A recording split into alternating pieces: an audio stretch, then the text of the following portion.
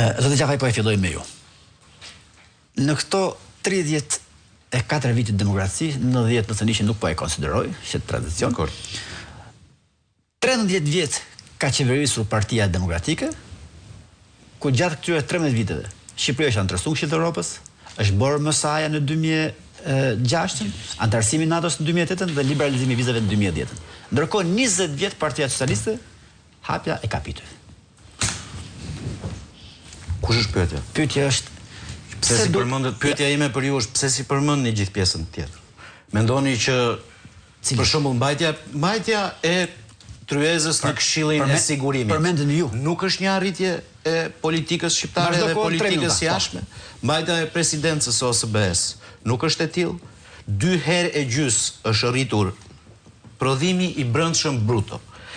Nga kur Partia Demokratike e la pushtetin 2013, deri kur ky moment që po flasim, në fund vitit 2024, sepse ka një diferencë në prodhimin e statistikave. E dini që eksportet janë më shumë se 3 fishuar, kanë qenë 2.8 miliard, janë bërë 8.4. Pra, po flasin për ekonominë, për rritjen e ekonomisë të gjithanshme, për një mrekulli që do na ndodh ka për 100 ditë, që unë nuk e di se kush mund ta besoj këtë. Se gjithë njerëzit shikojnë me sy, po gjithë njerëzit edhe logjikojnë pastaj, kur shikojnë ato që thoni ju dhe ato që themi ne. Ka një diferencë shumë të madhe mes asaj që ju shikoni dhe asaj që ndodh. Patjetër nuk kemi arritur t'i bëjmë të gjitha gjërat ashtu si don.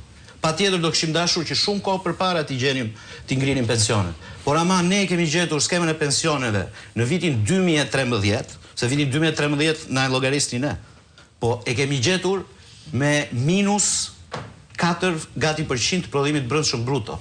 Se ju thuaj njerëzve mos pagoni sigurime që të votoni, mos pagoni energjinë në qoftë se nuk doni, mos merrni fare asnjë problem. E dini ju zonjë nderuar që nëse ka 2 vite kur ka ndryshuar ekonomia shqiptare, kanë qenë 2 vitet e fundit Partisë Demokratike. 2 vite në të cilat investimet e huaja drejt për drejta kanë rënë nga 3.4 miliard në 2.85 miliard euro. Stoku, pra gjithë sa ishin fonde. Problemi i madh që keni ju është të marrësh programe copy-paste nga ju. I vetmi program që ju keni është programi i Lulit fatkeqësisht, që este në për rrugët e Tiranës, ku kishte qenë kryetar bashkie 4 vite, dhe thoshte, shikoj këtë gropën, shikoj atë murin, shikoj këtë pemën, shikoj këtë gropën. Historia që tregoni vetëm pjesë negative është edhe arsyeja pse dështoni, se shqiptarët kanë sy të shikojnë dhe prandaj ju kanë votuar kundër 9 palë zgjedhjeve rresht. Bashkimi Evropian ka mbajtur në Shqipëri konferencën e parë, summitin e parë jashtë kufive të Bashkimit Evropian. Në të njëjtën ditë kur opozita ka protestuar për t'ju treguar atyre padrejtësinë e madhe, se kthehemi e rrotullohemi te drejtësia, po ka gjithmonë një kleçk tek e cila ngeleni. Kthehemi e rrotullohemi te pensionet, po ka gjithmonë një pensionist i pa dalë në pension për cilin shqetësoheni. Kthehemi e rrotullohemi nga të doni, por prapë është një njeri që merr vendimet, një njeri që herën e parë që la pushtetin si president e la në luftë civile gati, herën e dytë që la pushtetin e la me 780 milion euro borxhe të papaguara. Me ndihmë ekonomike, me kemp, me pagesat e paaftësisë të papaguara për më shumë se 6 muaj dhe kishte shpenzuar 93% të buxhetit. Pse? Se po hapte një grop që Partia Socialiste të binte në atë grop dhe të mos rimëkëmbej më. Ndërkohë që ne kemi dhe një arritje tjetër që nuk e përmendi zoti Peka. Është i vetmi program me FMN i cili ka përfunduar me sukses. Jo vetëm në rajon, po dhe në Evropën lindore. Pra kur flasim për integrimin, hapat konkret të integrimit nuk janë hapa hajde se do ju ndihmojmë. Janë hapa kur ne shihemi si partneri më i besueshëm në rajon. 4 minuta. Po si 4 minuta, më the 30 sekonda dhe pastaj u bë 4? Ishte 3:30 kur të thashë. Na vini një orë përballë atë. Po shikoj se ke aty. Vendoset Ali Mehmet. Apo do Zhulali, dakor. Tani. Për bashkimin. Fillo kolm. Për procesin e antarësimit në Bashkimin Evropian. E para, nëse ka një gjë që e ka minuar Partia Socialiste, gjatë asaj kohe ka qenë procesi i antarësimit në BE. E zëvendësuat me Ballkanin e hapur. U deshën 2 vjet e tjenë se edhe deputet që të shikoni se sa ligje keni. Kam mbaruar diplomaci. Tani ta mbaroj. Jo, lere pushon se vetëm në preve. U deshën Ta mbaroj pra unë tani se t'lash 2 vite për të parë sa ligje keni të përputhura me Bashkimin Evropian. Ma thua pak se deputeti Kuvendit Shqipëri, sa përqind të ligjeve e ketë përputhura dhe sa jo, akoma nuk e di. Nuk e di. E tjetra, akoma nuk e di, ti deputeti i Kuvendit Shqipëris, ka mbaruar procesi, me demek po negocioni, ti deputeti nuk e di sa ligje ketë përputhura me Bashkimin Evropian dhe sa do ndryshosh. Tjetra, Shqipëria, Çimi, është vetmi vend i rajonit që është kërcënuar 2 herë se do t'i rivendosen vizat. 2 herë. Pse? Për shkelje që ka bërë Edi Rama. Pra, shqiptarët janë vetmi që rrezikojnë edhe një herë izolimin me vizat dhe atë pasaportën biometrike që mban Edi Rama në dorë, e prodhoi Partia Demokratike, që ai hoqi vizat shqiptarëve dhe Edi Rama rrezikoi 2 herë që t'ia vinte prapë. Për procesin e Bashkimit Evropian, jepni llogari, ju lutem, si bllokuat fondet e IPARD-it. Sot që flasim, buqit shqiptar marrin 0 lek, buqit serb marrin 288 milion euro. Dhe jo vetëm kaq, po nuk thyet ju 30 milion eurot që i keni marrë nga IPARD-i dhe i keni çuar tek miqtë tuaj, në vend që t'i çoni tek fermerët shqiptar, asnjë para nuk do vi përsëri këtu. Ndërkohë negociatat përsëri u shtyn, kjo është situata ku jemi me Bashkimin Evropian.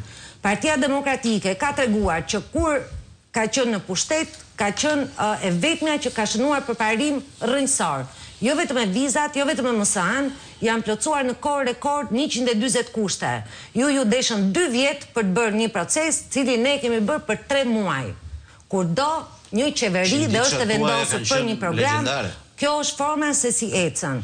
Por qytetarët shqiptar ju kanë parë shumë mirë se çfarë vizioni keni ju, se ku keni parë ju. Ju keni parë drejt Ballkanit hapur që do sillte më shumë Rusi se sa BE në rajon. Ju e dështuar procesin e Berlinit, bën çdo gjë që të përfundonte, por ju detyruan dhe u thanë fund fare, ose lëreni dhe ndërpriteni këtë rrugë, ose pastaj do të keni penalizime të mëtejshme. Kjo është mënyra se si e shikoni ju. Dhe tundja e një pasaporte sot nuk do thot asgjë. Për shënime, rekorde, për të dhëna apo për rezultate konkrete, jemi vendi që ende nuk bën zgjedhje të lira dhe të ndershme. Ta ka kaluar dhe Kosova shteti më i ri në rajon që shkëlqen me demokracinë. Çdo gjë në Bashkimin Evropian fillon nga shteti ligjor, nga demokracia, nga zgjedhjet e lira dhe të ndershme, mos flasim pastaj për kriteret tjera që jemi vite drite larg. Por ju nuk mundet që ta çoni këtë vend në dështim, siç e keni çuar, sepse koha juaj ka mbaruar. Unë të jap vetëm një përgjigje 20 sekondë shumë. E gjitha fillon nga shteti i së drejtës që lidhet me reformën e drejtësisë dhe është grup kapitulli i hapur. E dyta, shtyrja e hapjes së negociatave të kapitujve, e dini shumë mirë ju, që nuk varet nga ky moment politik që po kalon vendi, nuk varet nga asnjë vonesë tjetër. Dhe e treta, kjo gropa sigurisht ju do ta gjeni tek çdo gjë që shikoni, por të pretendosh që një parti që drejtohet nga dikush që nuk ka takuar askënd nga Bashkimi Evropian, përveç Doris Pakut, në tani më 15 vite, 15 ishte në një sallë që dëgjonte atë që fliste. Edhe unë dhe ju mund shkojmë.